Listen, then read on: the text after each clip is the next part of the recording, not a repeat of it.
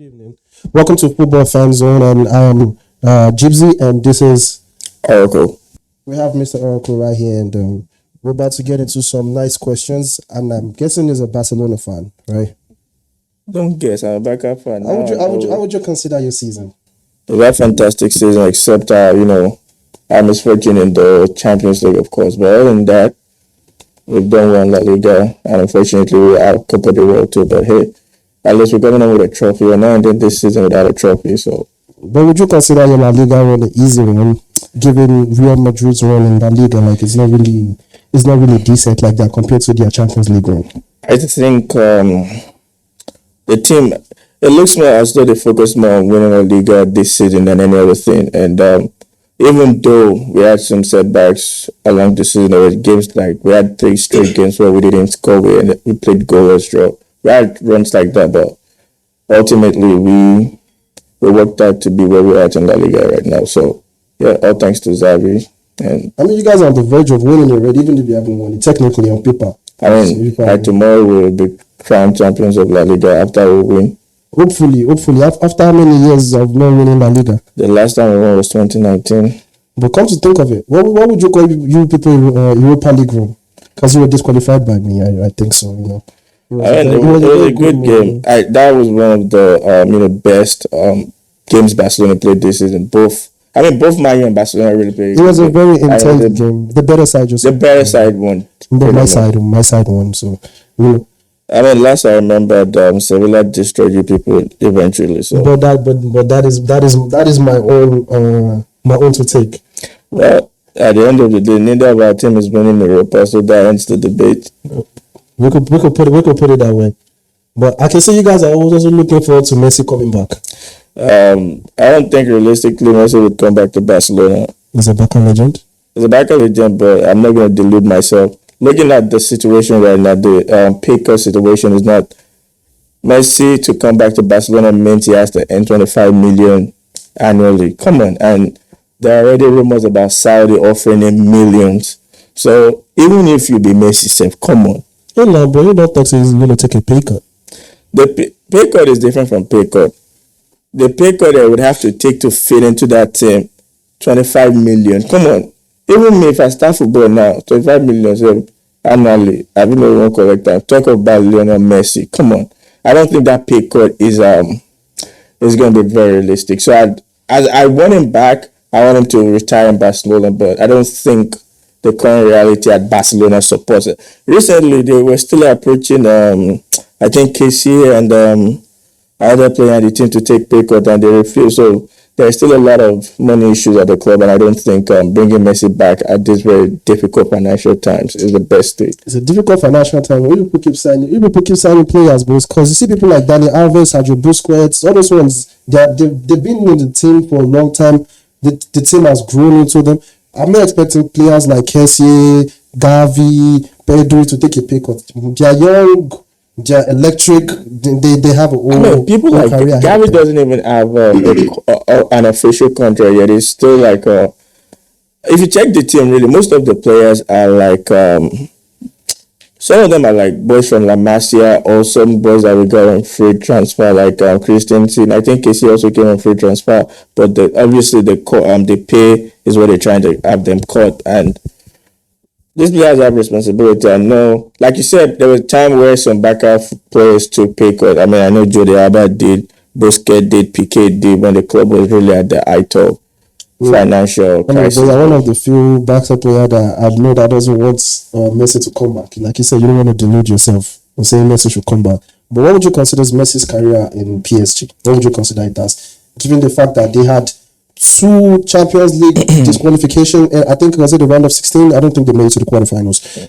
Like the round of 16 or quarterfinals. I can't remember. I think PSG fans are quite ungrateful, and not even just the fan. I think the entire PSG management are a little bit funny. So you consider his run in PSG a successful one? I wouldn't say successful, but it wasn't bad. In what sense? In the sense that PSG is building a team around Mbappe, and there's a Messi and a Neymar in that team. It's going to be very difficult, and that's the problem. When you check PSG's game, I mean, I don't watch League One, but the few times I've watched it, Mbappe plays in that team as though his daddy owns the team.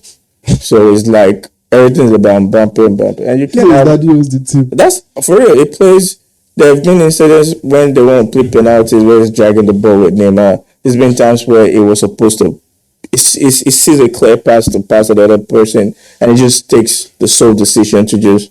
I mean, yeah, now I'll So I think take him as a better penalty taker. so I think generally the team is just not designed to work, and Messi in there wasn't.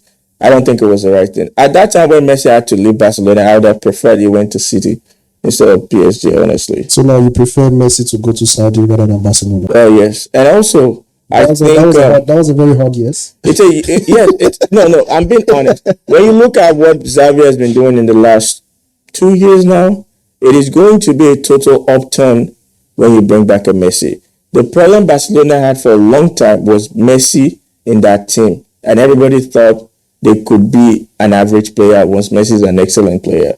So now we are trying to transition from the post-Messi era, where players like Dembele, Rafinha, Pedri, Gavi. So it's more like what Pep is doing to Man City, moving away from that Aguero era. Because even when Aguero left, when Pep was saying his own, Aguero is irreplaceable, then team to team, and if you want to bring back Messi, you're going to be distorting the order of things. The plan Xavi is already, mapping out where players like Rafinha. I mean, he's been excellent this season. Can he do better? Yes. Dembele can also be better, especially with the injuries. But these guys are putting in the work and they're getting results. So if Messi comes in now, one of the things that would likely happen is that a young player has to leave to accommodate a 35-year-old Messi. That probably the most he can ever play will be at 2 or 3 seasons more. And Barcelona is not ending 2 or 3 seasons from now. So the club has to just look for longevity. They have to be more futuristic. But when we look at it that way, like I said, the transition from Aguero to Haaland, and you're talking about the transition of Gavi, Pedri, and Messi coming back to Barcelona. Mm-hmm. Like when you see Haaland in the Premier League, the way Haaland plays, do you see Pep doing something extraordinary with that Man City team in the Premier League? Honestly, I don't. I think Pep is a great coach, so Man City's success is tied to him. But also, I think he has decent players that even if they are at an average coach, I think they'll still do it. I mean, sometimes I have problems with Pep's style. Like playing Stones as a midfielder, sometimes I feel like he's overreaching. Yeah, especially sometimes like not even. I feel like sometimes he just tries to do some weird things to just like Mahrez don't play, Foden don't play. When you watch their game against Real Madrid a couple days ago, I was supporting City to win, but I got tired with his style. Why are you playing Stones as midfielder? You're playing 3 defenders against a fast Rodrigo and Vinicius, and I mean, it just as I mean, I get it.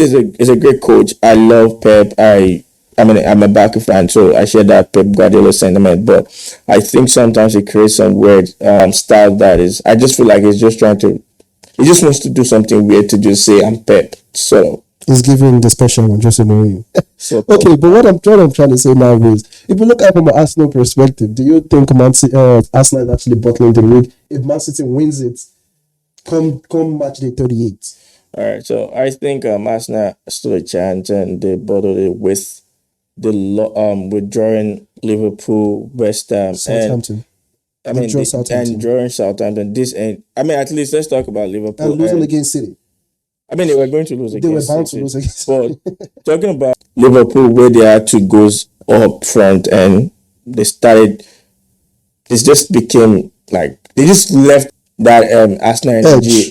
They just started. They just lost the edge in the game. And you're playing against a very much experienced Liverpool team, so obviously they started pressurizing them, and Liverpool were able to get 2 goals. It was the same thing against West Ham too. You were 2 goals ahead. I think once you're 2 goals ahead, it makes no sense, especially when you're playing a team like West Ham that are struggling at some point for relegation to now come back and beat you. And draw. And against them, Southampton and obviously. Southampton had a better chance and scored 2 goals like quite early. Arsenal tried to score 1 back, then boom, Southampton scored that, but they were at least able to eventually equalize, and that tells a lot. I like the drive in the Arsenal team. Don't get me wrong, Yeah, and yeah, I they have that think driving force in I them. actually think they're a better team when they first concede, and they always come back to be better than when they score first. Sometimes they Because they come feel like to they play like they have something to lose, they have something to prove, which is what the drive is. But when you look at a team like Arsenal, you look at a team like Man City, look at a team like Man City, look at a team like Brighton with young players. But let's take Man City for example, players like Phil Foden, young players like I think Foden is a very young player. They have this very young player that just started for them. I think it was 19. I can't remember his name. But what I'm saying is players like Foden that won a lot with Man City already is still not getting playing time under Pep. Like, would you consider a player that young to stay in a winning team or go to a team that's going to give him more play time and is more competitive? That's a kind of tricky question. So I think Foden has a lot of competition in the City game. I mean, the City team. There's Mahrez that is exceptionally good. There's Bernardo Silva that can be very good. Brilliant. There's Jack Grealish, of course. There's the Brand. So there are like top players that he has to compete with. But also, he gets his chances. Say Grealish is injured, Bernardo is injured, Edward can still, and is one of the constant guys people bringing as sub. So I think it wouldn't be Phil Foden if it was anywhere else. It's Phil Foden because he's in City, so I would advise he stay in City till he gets in strength. I mean, I don't know. I know for a fact Maris is not getting younger, so his time will come, obviously. But I think he should. I would suggest he So stays. you're saying you're saying a young player should stay in the winning team that they were playing for before, just the way Vini is staying in Real Madrid. I mean, Vin is starting a level. We can't necessarily compare him to Foden, but still, I think Foden should stay in City. I don't see him fitting in really any other club style of play. I mean, British players can fit into anywhere. If you see players like I said, Vinny, you see players like Trent. Trent is young. He has won everything with like Kamavinga. He's a player. Kamavinga is a player that has to fight for his spots. Even still, he's an exceptional player, just like we said. But I think Kamavinga is one of the players with a bright future because now Modric and Kroos are getting old. I don't think Modric has one season left. At most, Modric can only do 2 more seasons. And players like Kamavinga, Tchouaméni would, And the two reins. hottest youngsters at the moment, Vinicius Junior, 3 actually, Vinicius Junior, Saka, or Pedri. Who would you rank in the 3? 1, 2, 3. Yeah. Obviously, that question I answered very sentimentally. Obviously, number 1, Pedro. That's the golden You're boy. a Barca fan. Foka Baga, Visca Basa. There's Vini, and then who's the last? Saka. I think Saka is going to be second, and it's not because of anything other than the fact that that guy is literally carrying us now. Like, but Vini is doing the same job. Vini has the attempt. Yeah, Vini has Rodrigo. Vini has Modric. He has Kroos, and then he has the ultimate Benzema. So his job is a lot easier as compared to Saka that is dealing with younger players like Martinelli, Gabriel Jesus, and Trossard. So yeah. I mean, but let's see how the season is going to go to the match day 38 with Man City still having one more game in hand. I want Man City to win the league, even if they. I wanted Arsenal. The only reason why I don't want them to win the league is because of the treble. I want Arsenal to win, but now it's looking more like a City trophy because I don't see any team beating City. At least in Premier League. They've done it to Manchester United before. They've done it to Liverpool. The Aguero moment, the Gerrard moment for Liverpool. Well, I wish Arsenal the best. They should try their luck again next season. I mean, it's always nice having a chat with you, Arku. It's nice chatting with you too. All right, thank you. Thank you. Boom. Alan is right there. Exactly. So it's like you have to from one legend constant, and bringing new ones. I think there has to be constant transition from